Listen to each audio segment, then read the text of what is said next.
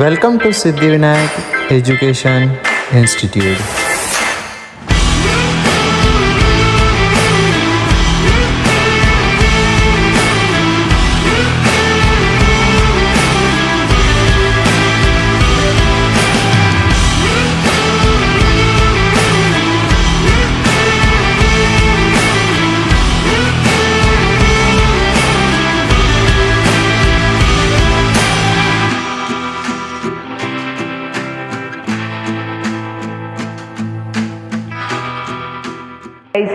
I am Neeraj Pachchigar from Siddhivinayak Education Institute. आज मैं आप लोग के साथ यहाँ पे डिस्कस करने वाला हूँ एक छोटा सा topic class 10th maths 1 algebra का, जो है प्रोबेबिलिटी, चैप्टर नंबर 5 प्रोबेबिलिटी। और जब भी हम प्रोबेबिलिटी टर्म का यूज़ करें तब हमारे दिमाग में सिर्फ एक टर्म आती है जिसे हम कहते हैं पॉसिबिलिटीज़। मतलब हम लोग जो भी इस चैप्टर में पढ़ने वाले हैं वो सब कुछ रिलेटेड रहेगा पॉसिबिलिटीज़ टर्म के ऊपर। अब हम एक छोटा सा टॉपिक देखते हैं चैप्टर का, जिसे कहते हैं random experiment. Random experiment topic का मतलब है एक्सपेरिमेंट्स जिनके अंदर इक्वल पॉसिबिलिटीज़ रहेंगे उसके रिजल्ट की। जो भी हम एक्सपेरिमेंट करेंगे, जैसे कि एक कॉइन को हम टॉस कर रहे हैं तो उसके ऊपर का जो पॉसिबिलिटीज़ है कि या तो हेड आएगा या तो टेल आएगा, तो उसके अंदर इक्वल पॉसिबिलिटीज़ रहेगी, या तो हेड आएगा या टेल आएगा, उसे हम कहते हैं रैंडम एक्सपेरिमेंट। और एक छोटा सा टॉपिक है जिसे हम देखते हैं, जिसे हम कहते हैं outcomes.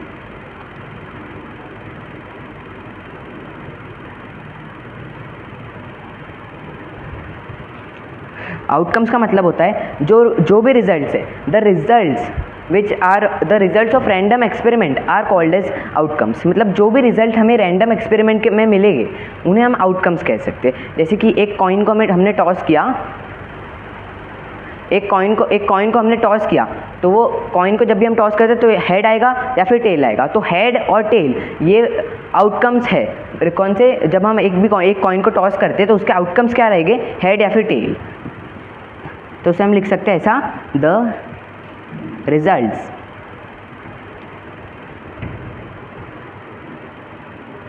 Results of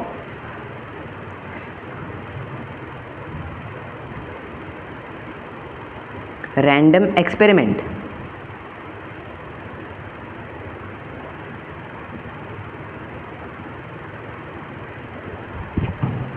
are known as outcomes।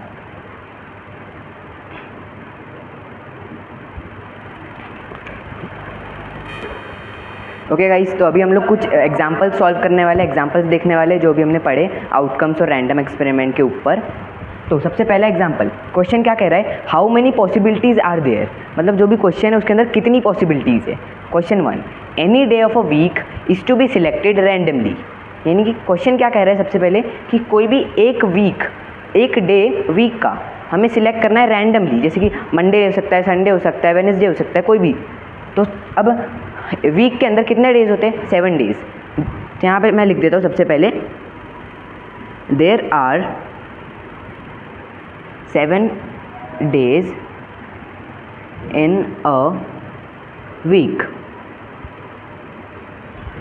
Therefore 7 days है तो हम लोग उसमें से कोई भी एनी डे, मतलब एक दिन को चुनने वाले, तो पॉसिबिलिटीज़ कितनी हो सकती है, 7 पॉसिबिलिटीज़ हो सकती है। कभी मंडे आएगा, कभी ट्यूसडे आएगा, तो कभी सैटरडे, कभी वेडनेसडे, ऐसा।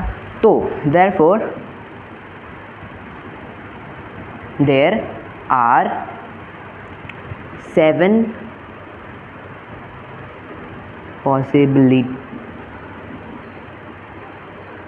7 पॉसिबिलिटीज़। और हाँ, और 7 पॉसिबिलिटीज़ को हम ऐसे भी लिख सकते हैं, 1/7।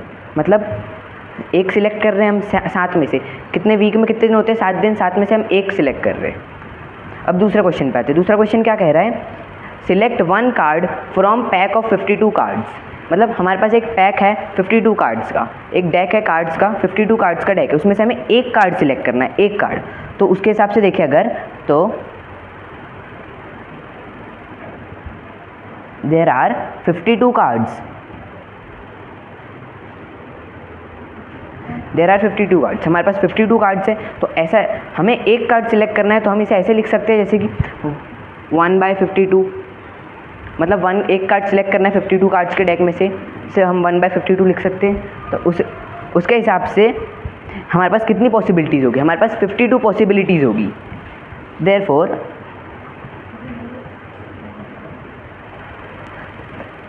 देयर आर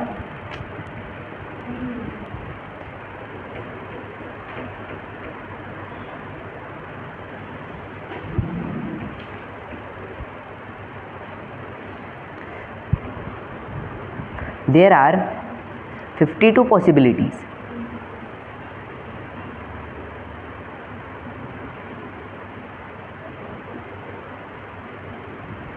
आई होप आपको कि ये समझ में आया होगा। तो अब अभी अच्छे से ध्यान दीजिएगा गाइस, अभी हम लोग एक बहुत इंपॉर्टेंट टॉपिक पढ़ने वाले हैं चैप्टर का, सैम्पल स्पेस। सैम्पल स्पेस सबसे पहले आप लोगों ने 9th में फर्स्ट चैप्टर होगा मैथ्स का, सेट्स नाम से वो पढ़ा होगा। इसके अंदर वही है, सैम्पल स्पेस मतलब एक set of possible outcomes of a random experiment. मतलब जो भी रैंडम एक्सपेरिमेंट के पॉसिबल आउटकम्स हो गए उनका एक सेट बनाओ, तो उस सेट को हम लोग कहते हैं सैम्पल स्पेस। और सैम्पल स्पेस को हम लोग डिनोट करते हैं एस, कैपिटल एस और ओमेगा से। और मैं आपको एक एग्जांपल बताता हूँ।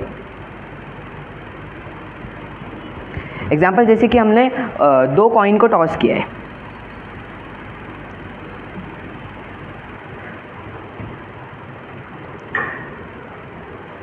Two coins are tossed. जब हम 2 कॉइन को फेंकते हैं तो सबसे एक कॉइन में हमें हेड आ सकता है या फिर एक में टेल आ सकता है, या फिर दोनों में हेड आ सकता है और दोनों में टेल आ सकता है। तो उसे हम ऐसे लिखते हैं, जैसे ये हम देते हैं सैम्पल स्पेस का डिनोट करते हैं एस से, ये यहाँ पे सेट बनाते हैं। सेट में हम सबसे पहले लिख सकते हैं एक हेड आएगा या तो टेल आएगा, एक कॉइन में हेड आएगा या फिर एक कॉइन में टेल आएगा। फिर हम ऐसे लिख सकते हैं एक में टेल आएगा फिर एक में हेड आएगा, या तो फिर हम ऐसा लिख सकते हैं कि दोनों में हेड आएगा, या फिर हम ऐसा लिख सकते हैं कि दोनों में टेल आएगा। तो बस और कुछ आ सकता है क्या गाइस? बस 4 ही आउटकम्स आते हैं जब हम 2 कॉइन को टॉस करते हैं। तो अब हम एक और टॉपिक है जिसे हम कहते हैं यहाँ पे कितने ये टॉस किए हुए कॉइन्स आ रहे हैं, 1, 2 और 3। तो इसके हिसाब से नंबर ऑफ एस मतलब नंबर ऑफ सैम्पल स्पेसेस से हम ऐसे रीड करते हैं, नंबर ऑफ सैम्पल स्पेसेस ये कितने हैं? ये है 4। आई होप गाइस कि आपको ये समझ में आया होगा। ओके गाइस, तो अभी हम लोग एक एग्जांपल सॉल्व करने वाले हैं प्रैक्टिस सेट 5.2 का, और बाकी के जितने भी बचे हुए एग्जांपल्स रहेंगे वो आपको खुद सॉल्व करके देखना है। तो एग्जांपल क्या कहता है? For each of the following write sample space and number of sample points. Number of sample points मतलब नंबर ऑफ सैम्पल स्पेसेस भी कह सकते हैं इसे आप, ठीक है। 1 coin and 1 die are thrown simultaneously, ठीक है। एक कॉइन को और एक डाइस को हम लोग फेंक रहे हैं साइमल्टेनियसली। तो हमें लिखना है सैम्पल स्पेस, मतलब एस इज इक्वल्स टू लिखना है। तो हम सबसे पहले यहाँ पे लिखते हैं एस इज इक्वल्स टू क्या आना चाहिए सेट। हम एक कॉइन को फेंक रहे हैं मतलब हेड और टेल आएगा ही, और एक डाइस को फेंक रहे हैं, डाइस को फेंक रहे हैं मतलब 1 2 3 4 5 6 ये आएगी। तो हम ऐसे लिख सकते हैं एक बार एक हेड आया और साथ में फिर एक 1 आया उसके, ऐसा लिख सकते हैं। एक एच और 1 आया तो हम फिर ऐसा भी लिख सकते हैं, एक एच 2 आया, फिर हम एक ऐसा लिख सकते H3, फिर H4, H5 और फिर H6। सिर्फ H6 तक ही लिख सकते हैं क्योंकि डाइस के अंदर सिर्फ 6 फेसेस ही रहते हैं, इसलिए H6 तक। और अभी यही टेल के साथ भी हो सकता है, तो ऐसे